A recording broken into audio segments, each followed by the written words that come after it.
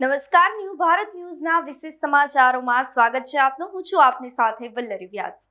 આજે ગુજરાત વિધાનસભામાં નાણામંત્રી કનુભાઈ દેસાઈએ રાજ્યનું વર્ષ 2026-27નું અંદાજપત્ર રજૂ કર્યું છે. આ માત્ર આંકડાઓની માયાજાળ નહીં, પરંતુ વિકસિત ગુજરાત 2047નો રોડ મેપ છે. ગુજરાતના આર્થિક ઇતિહાસનો આજે સૌથી સુવર્ણ દિવસ રહ્યો છે. આ વર્ષે બજેટનું કદ અગાઉના તમામ રેકોર્ડ તોડી અને 4,08,053 કરોડ રૂપિયા પર પહોંચી ગયું છે. નાણામંત્રીએ સતત 5મી વખત બજેટ રજૂ કરી અને એક નવો વિક્રમ પ્રસ્થાપિત કર્યો છે. આ બજેટમાં માત્ર આંકડાઓની માયાજાળ નહીં, પરંતુ ગુજરાતના સર્વાંગીણ વિકાસ માટેના 5 મુખ્ય સ્તંભો પર ભાર મૂકવામાં આવ્યો છે, જેમાં સામાજિક સુરક્ષા, માનવ સંસાધન વિકાસ, આંતરમાળખાકીય સુવિધાઓ, આર્થિક પ્રવૃત્તિ અને ગ્રીન ગ્રોથનો પણ સમાવેશ કરવામાં આવ્યો છે. 4 લાખ કરોડથી વધુના આ બજેટમાં મધ્યમ વર્ગ, ખેડૂતો, યુવાનો અને મહિલાઓ માટે શું છે ખાસ તે જોઈએ. નાણામંત્રી કનુભાઈ દેસાઈએ બજેટ ભાષણની શરૂઆત કરતાની સાથે જ રાજ્યની પ્રગતિનો ચિતાર રજૂ કર્યું હતું. આ બજેટમાં ગુજરાતના પ્રવાસન ક્ષેત્રને વૈશ્વિક ફલક પર લઈ જવા માટે વર્ષ 2026ને ગુજરાત પ્રવાસન વર્ષ તરીકે ઉજવણીની મોટી જાહેરાત કરવામાં આવી છે. રાજ્યના ધાર્મિક અને ઐતિહાસિક સ્થળોના વિકાસ માટે સરકારે તિજોરી ખોલી છે. સોમનાથ એક ગ્લોબલ ડેસ્ટિનેશન તરીકે વિકસાવવા માટે ખાસ આયોજન કરવામાં આવી રહ્યું છે. તો અંબાજી યાત્રાધામના સર્વાંગીણ વિકાસ માટે અંબાજી કોરિડોર માસ્ટર પ્લાન અંતર્ગત 300 કરોડ રૂપિયાથી માતબર રકમની જોગવાઈ કરવામાં આવી છે. ગુજરાતની અસ્મિતા સમાન સ્ટેચ્યુ ઓફ યુનિટી વિસ્તારમાં આંતરમાળખાકીય સુવિધાઓ વધારવા માટે પણ 236 કરોડ રૂપિયાની ફાળવણી કરવામાં આવી છે. ગુજરાત વિધાનસભામાં નાણાકીય વર્ષ 2026-27 માટે બજેટ રજૂ કરવામાં આવ્યું હતું. ગયા વર્ષની સરખામણીએ આ બજેટમાં 37,803 કરોડનો વધારો જોવા મળી રહ્યો છે. તો 974 કરોડની પુરાતવાળું બજેટ રજૂ કરવામાં આવ્યું છે. બજેટમાં યુવાનો માટે ભરતીને લગતા 2 મહત્વપૂર્ણ નિર્ણય કરવામાં આવ્યા છે, જેમાં ખાસ કરી અને DIAL 112 જનરક્ષક માટે 3000 જગ્યા તેમજ મહેસૂલ કચેરી માટે 1546 નવી જગ્યાને ઊભી કરવામાં આવી છે. આ જાહેરાત બાદ હવે આ 2 વિભાગમાં આગામી સમયમાં ભરતી આવે તેવી શક્યતાઓ રહેલી છે.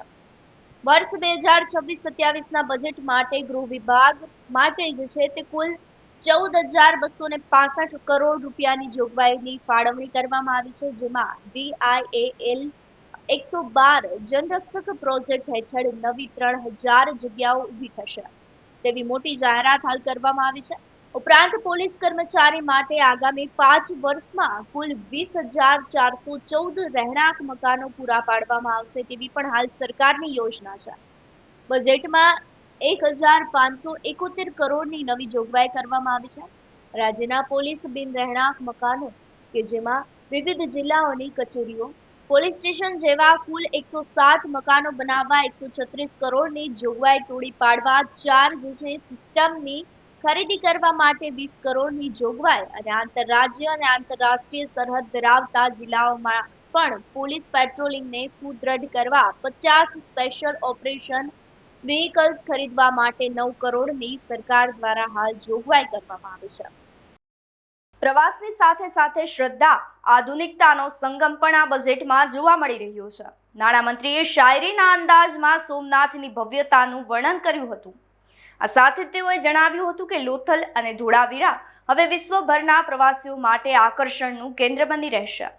લોથલ ખાતે નિર્માણ પામી રહેલા નેશનલ મેરીટાઈમ હેરિટેજ મ્યુઝિયમ અને પ્રવાસન સ્થળો પર 1000 ટુરિસ્ટ ગાઈડને તાલીમ આપવા માટે 95 કરોડ રૂપિયાની જોગવાઈનું સૂચન કરવામાં આવ્યું છે. એટલું જ નહીં, રાજ્યમાં વેડ ઇન ગુજરાત કેમ્પેઇન દ્વારા ગુજરાતને હવે વેડિંગ ડેસ્ટિનેશન તરીકે પણ એક નવી ઓળખ આપવાનો પ્રયાસ હાથ ધરવામાં આવી રહ્યો છે. પવિત્ર યાત્રાધામ પર શ્રદ્ધાળુઓની સુવિધા માટે સોમનાથ અને અંબાજીમાં આઇકોનિક બસ સ્ટેશન સાથે મલ્ટીમોડલ ટ્રાન્સપોર્ટ હબ બનાવવાની પણ જોગવાઈ કરવામાં આવી છે. બજેટનો ત્રીજો અને સૌથી મહત્વનો હિસ્સો એટલે કે ખેડૂત અને મહિલાઓ. નાણામંત્રીએ ખેડૂતો માટે ઐતિહાસિક નીતિગત નિર્ણય જાહેર કર્યો છે. હવે ગ્રામ્ય વિસ્તારમાં ખેતીની નવી શરતની જમીનો સ્વમેળે જૂની શરતની ગણાશે. જેના કારણે હવે ખેડૂતોને પ્રીમિયમ ભરવાની પળોજડમાંથી કાયમી મુક્તિ મળી રહેશે. કૃષિ યાંત્રિકરણને વેગ આપવા માટે હવે ટ્રેક્ટર અને હાર્વેસ્ટર જેવા સાધનોની ખરીદીમાં સહાય માટે 1565 કરોડની જોગવાઈ કરવામાં આવી છે. તો પશુપાલન માટે રાજ્યના 4 ઝોનમાં બાયો CNG પ્લાન્ટ સ્થાપવામાં આવશે, જેનાથી તેમને પૂરક આવક પ્રાપ્ત થઈ રહેશે. તો વાહનો માટે ગ્રીન ફ્યુઅલ પણ ઉપલબ્ધ કરવામાં આવશે. શહેરી વિકાસ ક્ષેત્રે ગુજરાત હવે હરણફાળ ભરી રહ્યું છે. રાજ્યની 48% વસ્તી શહેરોમાં વસવાટ કરે છે, ત્યારે નાગરિકોની સુવિધાઓને વિશ્વસ્તરીય બનાવવા માટે સ્વર્ણિમ જયંતિ મુખ્યમંત્રી શહેરી વિકાસ યોજનામાં 17% વધારો કરી અને 16,116 કરોડ રૂપિયાની જોગવાઈ કરવામાં આવી છે. આગામી 2030ની કોમનવેલ્થ ગેમને ધ્યાન પર રાખી અને અમદાવાદને ઓલિમ્પિક રેડી સિટી તરીકે વિકસાવવા માટે 1,278 કરોડ રૂપિયા ફાળવવામાં આવ્યા છે. રાજ્યના મુખ્ય શહેરો પરનું ભારણ ઘટાડવા માટે કલોલ, સાણંદ, સાવલી અને બારડોલી તેમજ હીરાસર જેવા 5 નવા સેટેલાઇટ ટાઉન વિકસાવવામાં આવશે, જે રિજનલ રેપિડ ટ્રાન્ઝિટ સિસ્ટમથી જોડાયેલા હશે. તો પર્યાવરણની જાળવણી માટે Gujarat wire free city mission હેઠળ ઓવરહેડ વીજ લાઇનો અંડરગ્રાઉન્ડ કરવા માટે 500 કરોડની જોગવાઈનું પણ સૂચન કરવામાં આવ્યું છે.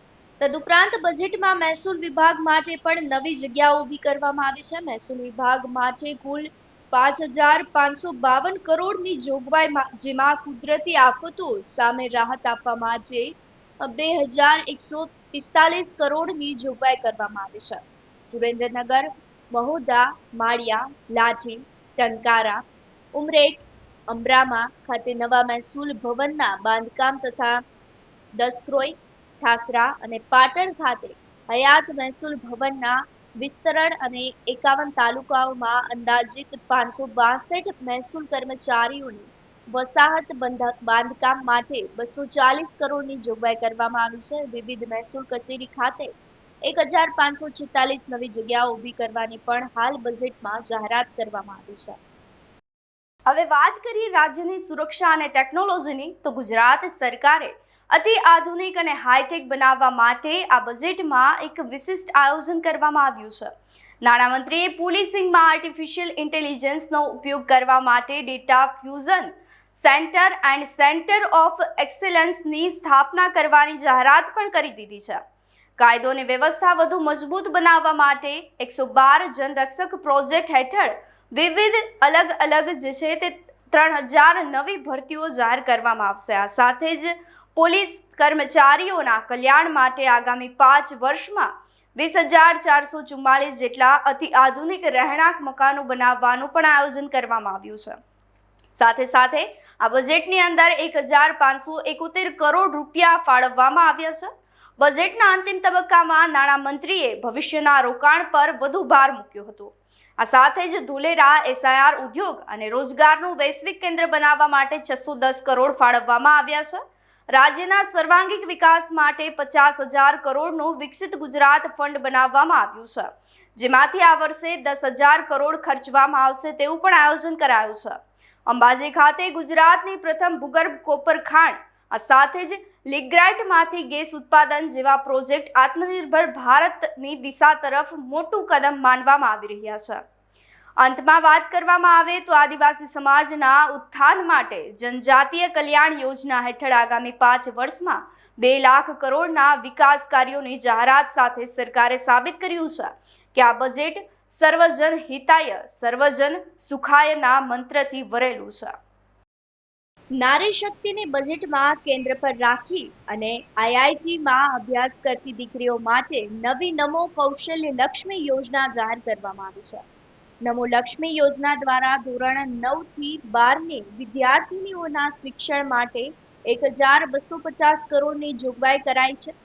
તો વિધવા બહેનોને આર્થિક ટેકો આપવા ગંગા સ્વરૂપા આર્થિક સહાય યોજના માટે 2,848 કરોડ રૂપિયાની ફાળવણી કરવામાં આવી છે. સરકારે લખપતિ દીદી અભિયાનને વેગ આપવા અને સખી મંડળોના વ્યવસાયને સ્કેલ અપ કરવા માટે પણ ખાસ ભંડોળોની ફાળવણી કરી છે. આંગણવાડીના બાળકો અને સગર્ભા માતાઓના પોષણ માટે 972 કરોડ રૂપિયાની સાથે જોગવાઈ કરવામાં આવી છે. તો સરકાર કુપોષણ મુક્ત ગુજરાતના સંકલ્પને દોહરાવી રહી હોય તેવું પણ લાગી રહ્યું છે. ગાંધીનગર ખાતે દેશની સૌથી મોટી અને અતિ આધુનિક નમો સેન્ટ્રલ લાઇબ્રેરીનું સ્થાપન કરવામાં આવશે, જેમાં અભ્યાસ અને વાંચનની સાથે સાથે સુવિધાઓ ડિજિટલ સ્વરૂપે ઉપલબ્ધ કરવામાં આવશે, જેના માટે બજેટમાં 100 કરોડની જોગવાઈ કરવામાં આવી છે. આદિજાતિ વિસ્તારના તમામ તાલુકામાં ભગવાન બિરસા મુંડા લાઇબ્રેરી ઊભી કરવાનું આયોજનના ભાગરૂપે આ વર્ષે 15 તાલુકામાં લાઇબ્રેરી સ્થાપવામાં આવશે.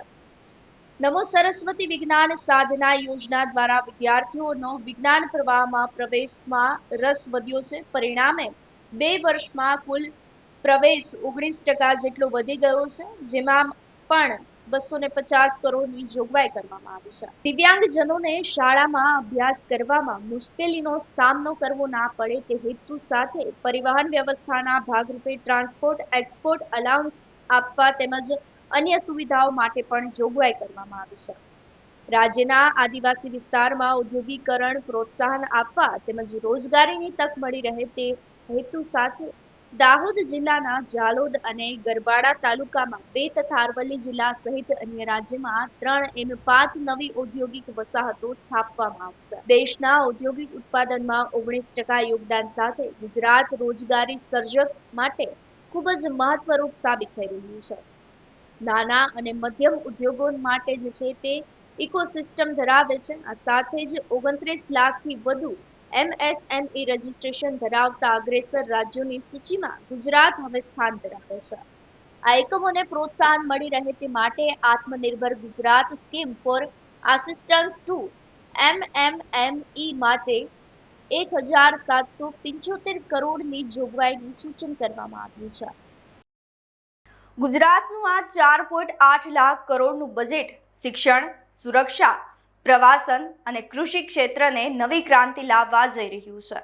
નાણામંત્રી કનુભાઈ દેસાઈનું આ 5મું બજેટ વિકસિત ગુજરાત 2047ના સ્વપ્નને સાકાર કરવાની દિશામાં એક મજબૂત પાયો સાબિત થઈ શકે છે. બજેટના દરેક પાસાનું ઝીણવટભર્યું વિશ્લેષણ માટે જોતા રહો ન્યૂ ભારત ન્યૂઝ.